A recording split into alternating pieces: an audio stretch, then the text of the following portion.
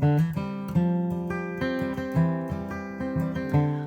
and welcome to One Life Matters, the podcast that reminds you that your life is worth living with purpose, joy, and authenticity. I'm Trish, a counsellor and life coach, and I'll be sharing down to earth conversations, insights, and tools to help you navigate the ups and downs of life. Whether you're healing from the past, finding your confidence, or simply wanting to feel more at peace with yourself, this is your space. Because you only get one life and it truly matters. Just before we get into this episode, I just want to mention that this podcast is for general information, insight, and reflection only. It's not a substitute for personal therapy, counselling, or medical advice. In today's podcast, I want to talk about the cost of always being the strong one. The one who everyone turns to in a crisis or when they need advice. The reliable one. The capable one. The one who keeps everything ticking over in the background whilst quietly struggling inside. Maybe that person is you. And if it is, I really want this episode to make you feel understood, seen, and validated. Because from the outside, strength often looks admirable, right? People praise it, depend on it, and they expect it too. But what people often don't see is the exhaustion that exists beneath the surface, the loneliness and the emotional pressure of constantly holding everything together. And sometimes by constantly being the strong one, you become so good at giving the impression that you're coping that nobody notices when you're struggling or having a bit of a wobble.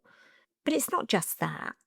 You're so used to being everything for everyone that you don't always notice you're barely keeping above water yourself.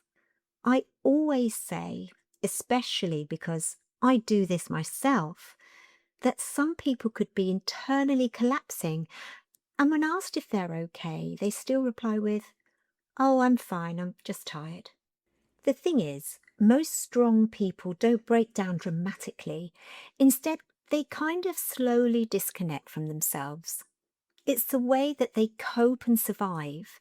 They keep functioning, keep showing up for others, keep helping everyone else, making sure their needs are met.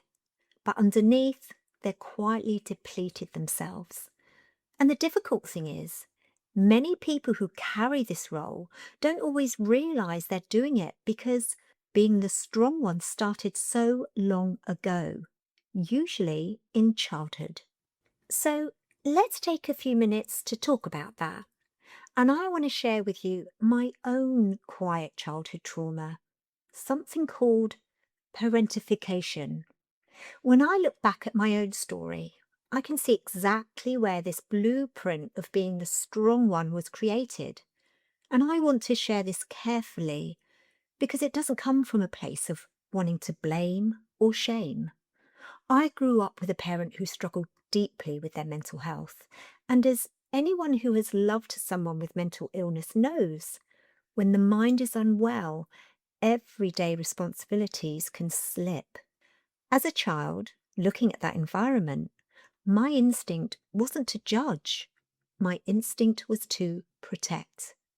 I stepped in to pick up the slack. From a very young age, I was the one cleaning the house from top to bottom, doing the ironing, taking on the family chores, and all the while trying my best as a child to be the emotional scaffolding that my mother needed. Looking back, I realise I was operating on a child's logic. I truly believed that if I could just make the house orderly enough, structured enough and clean enough, it would somehow fix the chaos. It was my way of trying to create safety. But that comes with a heavy price tag for a child. Somewhere in that process, I intertwined my worth with my usefulness. I learned that my value was dependent on how well I pleased my parents, how much I could handle, and how little I complained. If I missed something or if things weren't perfect, I didn't just feel like I'd disappointed my mum. I felt a deep internalized shame in myself. I became her safe place, her protector, sounding board, and coordinator, because I thought that holding it all together was the only way to keep my world from falling apart. For many children, being incredibly mature, perceptive, or strong wasn't a choice or a personality quirk. It was a necessary defense mechanism. For these children, they learned very early on that having needs felt unsafe. When a home environment is emotionally unpredictable, a child's brain adapts by sharpening its radar and becoming hypervigilant. They are essentially living in a state of chronic, low-grade trauma. What feels like a gut feeling or intuition is actually the brain processing micro data at lightning speed. When safety is on the line, a child becomes extremely good at analyzing human behavior and picking up on cues that most adults would miss entirely. It could be a really subtle but familiar look, a slight tightening around a parent's eyes, a rigid jaw, or a fraction of a second where a smile drops before they speak. A child learns to decode these micro expressions instantly to gauge the parent's mood. And the way a parent responds, it's not just what's said, but how it's said. A clipped one-word answer, fine, or a heavy sigh carries a specific weight. The child even registers the volume of everyday actions, how hard the front door closes, the rhythm of footsteps down the hallway, or the aggressive clink of dishes in the kitchen. And what about that gut feeling? This is hypervigilance operating subconsciously. The child's nervous system registers a shift in the room's tension before anyone even speaks. Their own heart rate might spike or their stomach might tighten, a somatic bodily response warning them that the environment has shifted and might not be safe. Children, much like I did, often feel it's their job to fix the adults. To stay safe, the child chameleon shifts. If the parent needs a quiet child, they become invisible. If the parent wants achievement to feel good about themselves, the child becomes the perfect student. They suppress their own authentic feelings because expressing them is too risky. Or, like me, they might crack a joke to diffuse tension, become hyper helpful, or try to blend into the wallpaper to avoid being a target. When you're the strong child, you learn to manage adult emotions before you even understand your own. For me, whenever the air in the house turned heavy or hostile, I took it upon myself to fix it. I'd crack jokes, I'd force a smile, and play the happy-go-lucky, people-pleasing child to settle the chaos or prevent an explosion. It was a performance. I was desperately trying to protect myself or a loved one from whatever threat was looming. On the surface, I was diffusing the tension, but underneath, my stomach was in knots, paralyzed by a gut-wrenching fear of what might happen next. Sometimes children will turn rebellious. It isn't about bad behavior. It's a calculated, though unconscious defense mechanism. You know what? I want to spend a bit of time on the rebellious response because I think of all the survival mechanisms, this is the one that's mostly misunderstood. And therefore, the child is misunderstood too. When a child is constantly scanning a hostile room, the anticipation of a fight or an explosion is agonizing, and most of the time, the anxiety of waiting for the axe to fall is worse than the fall itself. So a rebellious child figures out, if this room is going to explode, I'm going to be the one to light the match. By acting out, breaking a rule, or starting an argument, they force the conflict to happen on their terms. It gives them a fleeting, false sense of control over an uncontrollable environment. A rebellious child might use hyper-independence as a shield. To be the strong one, you quickly learn that the adults around you cannot be trusted to keep things stable. Where the pleaser child tries to fix the adults, the rebel completely rejects them. They adopt a fierce, aggressive independence. I will protect myself. I will rule myself. And you can't tell me what to do because you can't even handle your own environment. Deep down, a child scanning an unstable room feels inherently unsafe and unsure if they're loved, and rebellion can be an unconscious test. They act out to see, if I am bad, if I am loud, if I'm difficult, will you still protect me, or will you abandon me? Sadly, when adults react with harsh punishment instead of curiosity, it just confirms the child's belief that the world is hostile. You know, I think rebellion and people-pleasing are actually two sides of the exact same coin. Both are frantic attempts to survive an unpredictable environment. So, in my childhood, my response to a hostile room was to crack a joke and force a smile, to people-please. But another child in that exact same house might have slammed a door, talked back, or broken a rule. On the surface, we look completely opposite.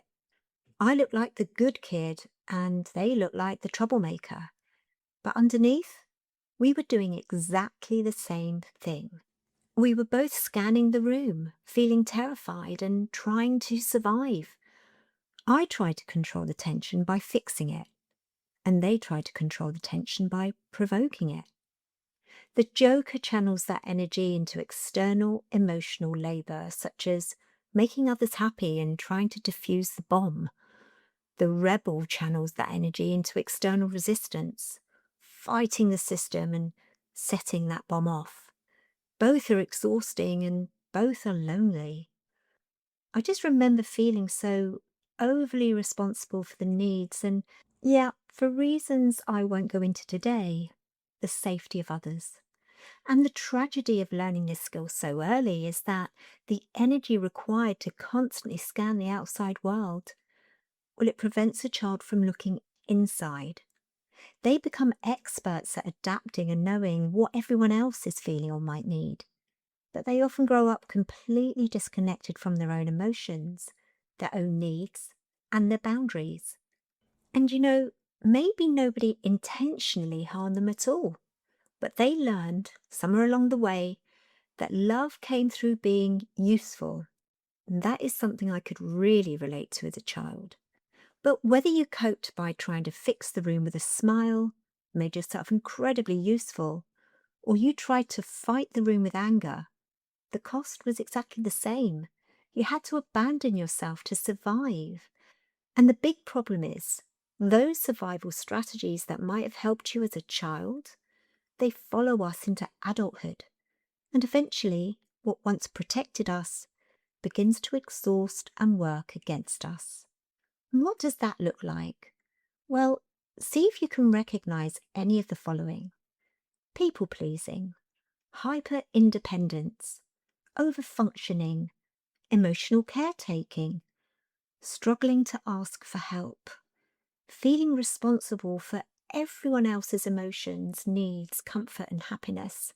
And underneath all of that is a nervous system that learned, I must hold everything together to stay safe. In episode 8, I talked about the fawn response and how survival is guaranteed by putting everyone else first and yourself last. By making sure you keep everybody okay, maybe you'll be okay too. And over the years, talking to hundreds of clients, I believe that so many strong people are living in this state without even realizing it. You become the agony aunt, the advisor, the rescuer, the dependable one, the unpaid staff, the emotional support for everybody else. And because the strong ones seem so capable, it's often assumed that they don't need any support or help themselves. But being emotionally strong all the time comes at a cost, a huge one too. We were never designed to stay in survival mode whilst pretending everything is fine and under control.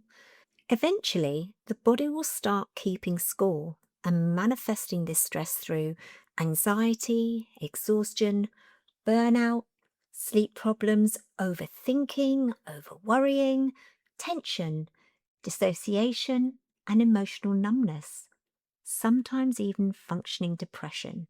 And functioning depression is incredibly difficult because from the outside, someone can look completely fine.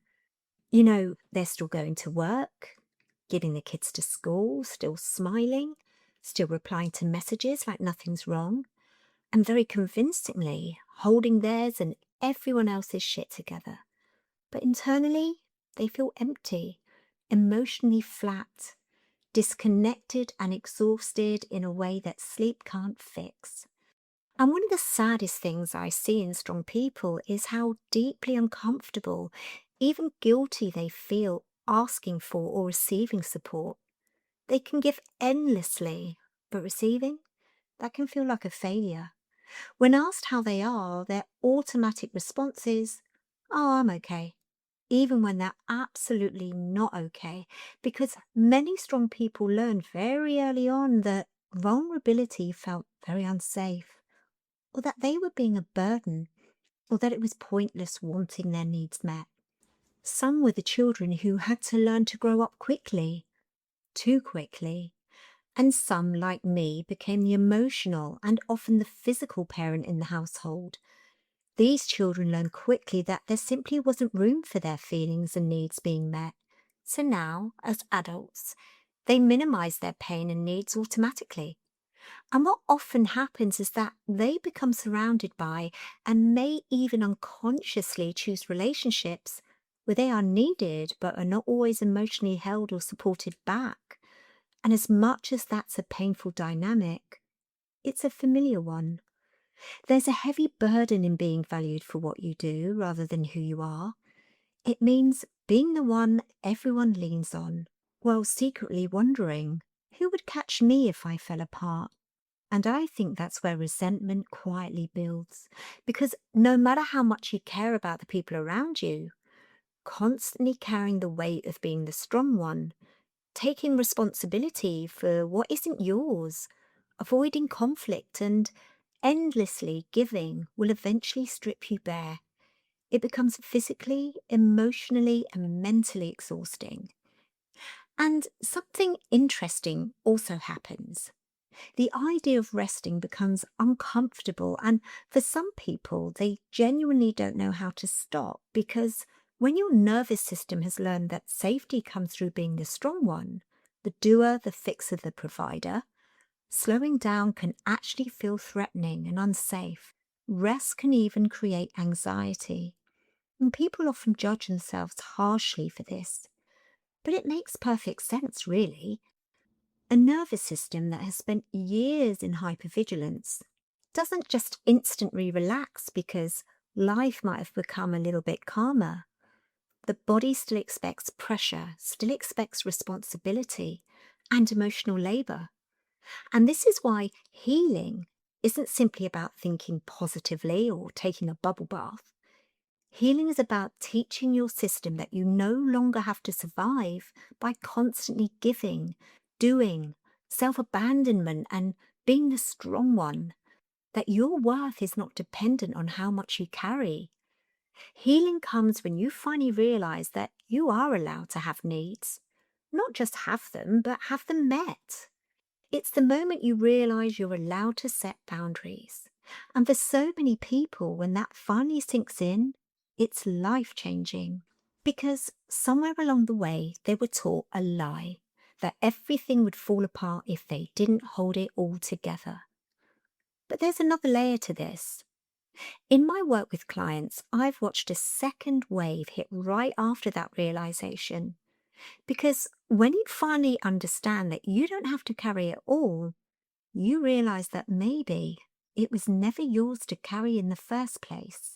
And that can feel incredibly emotional. Sometimes grief comes up. Grief for the younger self who had to grow up and become strong too soon. Grief for all the times you desperately needed support but chose to stay silent. And grief for the version of you who became everyone else's safe place while never really having a safe place of your own. And if this resonates with you, I just want to say that your needs are really important. Your emotions really do matter. You don't have to earn rest or care.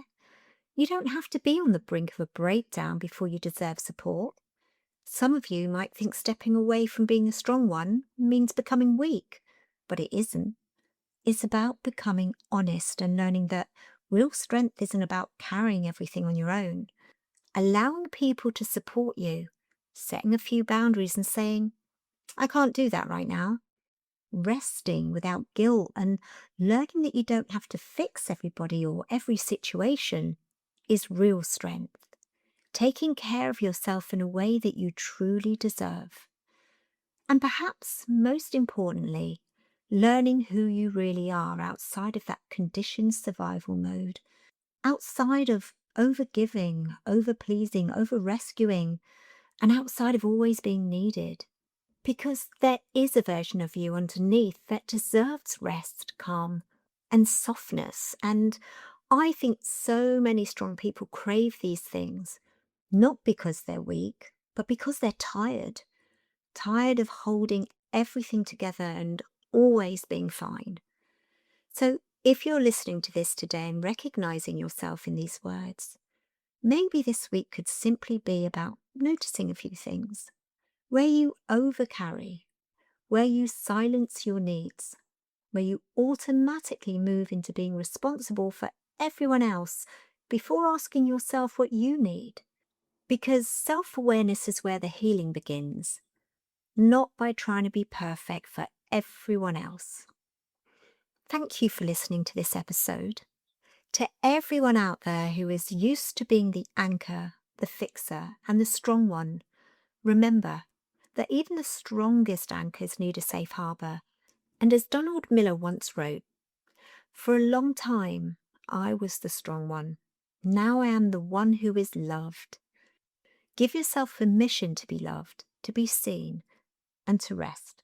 Take care of yourselves, and I'll see you next time. Thank you for joining me on One Life Matters. If today's episode spoke to you, I'd love you to subscribe and maybe share it with someone who might need it too. And remember, you only get one life, so make it one that truly matters. Until next time, take care of yourself.